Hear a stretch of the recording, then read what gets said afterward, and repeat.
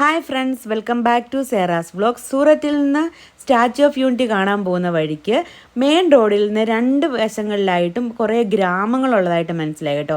അപ്പോൾ എനിക്ക് ഗ്രാമത്തിൻ്റെ ഉള്ളിലൊന്ന് പോകണമെന്നും അവിടുത്തെ ആൾക്കാരെ കാണണമെന്നും വീഡിയോസ് എടുക്കണമെന്നും തോന്നി. അങ്ങനെ നമ്മളിപ്പോൾ ചെറിയൊരു ഗ്രാമത്തിൻ്റെ ഉള്ളിലേക്ക് വന്നിരിക്കുകയാണ്. മെയിൻ റോഡിൽ നിന്ന് തിരിയുന്നത് തന്നെ ഈ ഒരു ഗ്രാമത്തിലേക്കാണ് കേട്ടോ. റോഡുകളൊക്കെ അടിപൊളി റോഡുകളാണ്. ഇപ്പോഴും നമ്മുടെ നാട്ടിലെ ഇതുപോലത്തെ റോഡുകളൊന്നും ചില ഗ്രാമത്തിൽ വന്നിട്ടില്ല. എൻ്റെ വീടിൻ്റെ അങ്ങോട്ടേക്ക് പോലും വന്നിട്ടില്ലെന്നുള്ളതാണ് സത്യം. പിന്നെ വീടുകളുടെ കാര്യം പറയുകയാണെങ്കിൽ അത്യാവശ്യം തരക്കേടില്ലാത്ത ജീവിത സാഹചര്യം ഉള്ളവർ തന്നെയാണ് ഇവിടെ താമസിക്കുന്നതെന്ന് തോന്നും. ചില വീടുകളൊക്കെ അത്രയ്ക്ക് നല്ല വീടുകളാണ്, ചില വീടുകൾ മാത്രം മണ്ണ് തേച്ച വീടുകളാണ്. മരത്തിന്റെ കമ്പുകൾ, ചെറുതും വലുതുമായിട്ടുള്ള കമ്പുകൾ തലങ്ങും വിലങ്ങുമായി അടുക്കി വെച്ചതിന് ശേഷം ചാണകവും മണ്ണും കൂടെ കൂട്ടിക്കൊഴിച്ചിട്ട് അതിൻ്റെ മേളിൽ ഇങ്ങനെ തേച്ച് മിനുക്കി എടുത്തിട്ട് അതാണ് അവർ ചില ഭിത്തിയായിട്ട് അവർ ഉപയോഗിക്കുന്നത്. കണ്ടോ, ഇതൊക്കെ അങ്ങനെ ഉണ്ടാക്കിയ ഭിത്തികളാണ്. ഇതൊരു ചെറിയ ഗ്രാമമാണ്. ഇതിനുള്ളിലേക്ക് വന്നപ്പോൾ സ്ത്രീകളെയും കുട്ടികളെയും ഒക്കെ കണ്ടു. എല്ലാവരും നമ്മളെ കണ്ടപ്പോൾ വീടിനുള്ളിലേക്ക് കയറി പോവുകയാണ് ചെയ്തത്. ആരും നമ്മുടെ അടുത്ത് ഒന്നും സംസാരിക്കുകയൊന്നും ചെയ്തിട്ടില്ല. എങ്കിൽ പിന്നെ ഇവിടുത്തെ ആളുകളുമായിട്ടൊന്ന് സംസാരിക്കണം, ആരുടെയെങ്കിലും ഒരു വീടിൻ്റെ ഉള്ളിൽ കയറി ഒരു വീഡിയോ ഒക്കെ എടുക്കണം, അവരുമായിട്ടൊന്ന് സംസാരിക്കണം എന്നൊക്കെ എനിക്ക് നല്ല ആഗ്രഹം തോന്നി. അങ്ങനെ നമ്മളൊരു വീട് നോക്കി പോവുകയാണ്. അപ്പോൾ നമ്മളെ കണ്ടിട്ട് ഉള്ളിലേക്ക് കയറി പോകാത്ത ആരുടെങ്കിലും ഒരു വീട്ടിലേക്കല്ലേ നമുക്ക് കയറാൻ പറ്റത്തുള്ളൂ. അങ്ങനെ നമ്മൾ നോക്കി ചെന്നപ്പോൾ ഈ ഒരു വീട് കണ്ടു കേട്ടോ. അപ്പോൾ ഇതിൻ്റെ ഉള്ളിലേക്ക് നമുക്കൊന്ന് പോയി നോക്കാം. ഈ ഒരു വീടിൻ്റെ ഗേറ്റ് കടന്ന് നമ്മൾ അകത്തേക്ക് ചെല്ലുമ്പോൾ ഞാൻ പറഞ്ഞ ആ കമ്പുകൾ പാകിയിട്ട് അതിൻ്റെ മുകളിൽ ചാണകവും മണ്ണും മേടിക്കുക ഭിത്തി കണ്ടോ, ഇതാണ് ആ ഒരു ഭിത്തി. ഇവിടുത്തെ എല്ലാ വീടുകളുടെയും ഒരു ഭാഗമെങ്കിലും ഇതുപോലെ ഒരു ഭിത്തി ആയിരിക്കും. പക്ഷേ ചില വീടുകളിലൊക്കെ അടിപൊളിയായിട്ടാണ് അവരുണ്ടാക്കി വെച്ചിരിക്കുന്നത്. അതൊന്നും കണ്ടു കഴിഞ്ഞാൽ മരത്തിൻ്റെ ചില്ലകൾ കൊണ്ടോ കമ്പുകൾ കൊണ്ടോ ഒന്നും ഉണ്ടാക്കിയതാണെന്ന് തോന്നുകയില്ല. അത്രയ്ക്കും പെർഫെക്റ്റ് ആയിട്ടാണ് അവരത് വെച്ചിരിക്കുന്നത്. നമ്മളെ കണ്ടപ്പോൾ വീടിനുള്ളിൽ നിന്നും പ്രായം ചെന്ന ഒരാൾ ഇറങ്ങി വന്നു.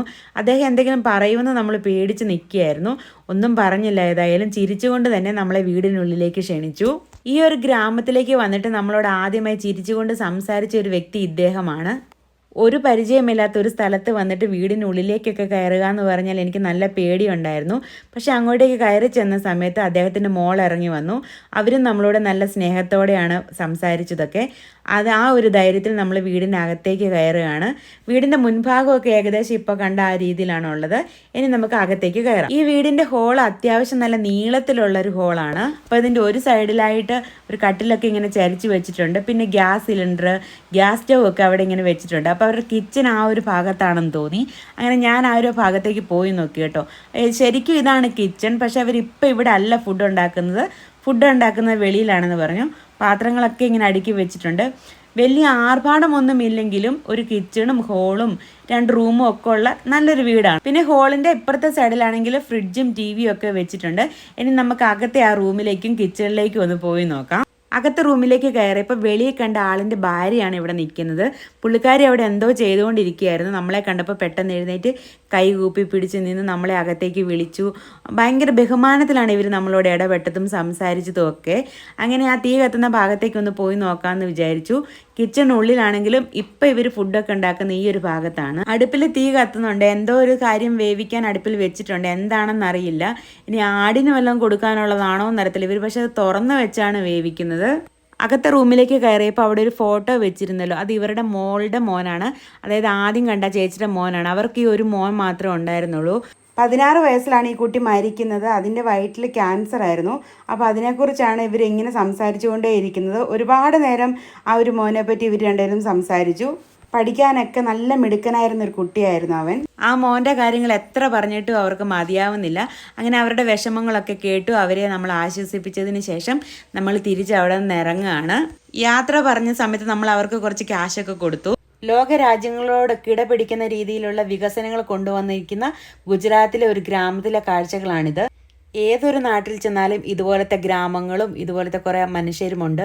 എൻ്റെ വീടിൻ്റെ അടുത്തും ഒരു ഫ്രിഡ്ജോ TVയോ 2 വീലറോ ഒന്നും ഇല്ലാത്ത ചില വീടുകളുണ്ട്. അപ്പോൾ അവരെയൊക്കെ അപേക്ഷിച്ച് നോക്കുമ്പം ഇവിടുത്തെ ആളുകൾക്ക് ഇതുപോലെയുള്ള സൗകര്യങ്ങളൊക്കെ ഉണ്ടെന്നെങ്കിലും നമുക്ക് കരുതാം. അങ്ങനെ നമ്മൾ തിരിച്ചു പോകാൻ നേരം ആദ്യം കണ്ട കുട്ടികളുണ്ടല്ലോ, അവർക്ക് കുറച്ച് ചോക്ലേറ്റ് കൊടുക്കാമെന്ന് കരുതിയിട്ട് വീണ്ടും അവർ നിന്ന് ആ ഒരു ഭാഗത്തേക്ക് പോവുകയാണ്. നമ്മളങ്ങോട്ട് ചെന്ന സമയത്ത് അവർ മരത്തിൽ നിന്ന് എന്തോ ഒരു കാ പറിച്ചെടുത്തിട്ട് അത് കഴിച്ചുകൊണ്ടിരിക്കുന്നതാണ് കണ്ടത് കേട്ടോ. അപ്പോൾ നമ്മൾ ഏതായാലും അവരുടെ അടുത്തേക്ക് പോയിട്ട് അവരെന്താണ് കഴിക്കുന്നതെന്ന് നോക്കാം. ചില കുട്ടികൾ നമ്മളെ കണ്ടുകൊണ്ട് ഓടിപ്പോയി. ഒന്ന് രണ്ട് കുട്ടികൾ നമ്മളെ അടുത്തേക്ക് വന്ന് നമ്മൾ ചോദിച്ചതിനൊക്കെ മറുപടിയൊക്കെ പറഞ്ഞ് ഇങ്ങനെ സംസാരിച്ചുകൊണ്ട് നിന്നു. ചോക്ലേറ്റ് ഒക്കെ കിട്ടിയപ്പോൾ കുട്ടികൾക്കും ഒരുപാട് സന്തോഷമായി. അപ്പോൾ അവർ കഴിച്ചുകൊണ്ടിരുന്ന ആ ഒരു പുളി നമുക്കും തരാമോ എന്ന് ചോദിച്ചു. അങ്ങനെ അവരത് നമുക്ക് കൊണ്ട് തന്നു.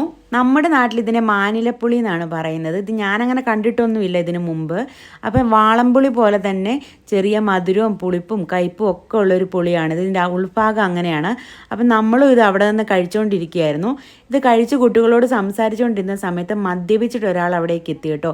എന്നിട്ട് അയാൾ നമ്മൾ വീഡിയോ എടുക്കുന്നത് എന്തിനാണ് കുട്ടികളുടെ അടുത്ത് വന്ന് നിൽക്കുന്നത്, നിങ്ങൾ എന്തിനാണ് ഗ്രാമത്തിൻ്റെ ഉള്ളിൽ കയറിയെന്നൊക്കെ ചോദിച്ച് നമ്മളോട് വഴക്കുണ്ടാക്കി. അവിടെ ഉള്ളവരോട് നമുക്കൊന്നും തിരിച്ചു പറയാൻ പറ്റില്ല. ചിലപ്പോൾ അടി വരെ കിട്ടാൻ ചാൻസ് ഉണ്ട്. അതുകൊണ്ട് നമ്മൾ അവിടെ നിന്ന് വേഗം എസ്കേപ്പ് ആയെന്ന് തന്നെ പറയാം.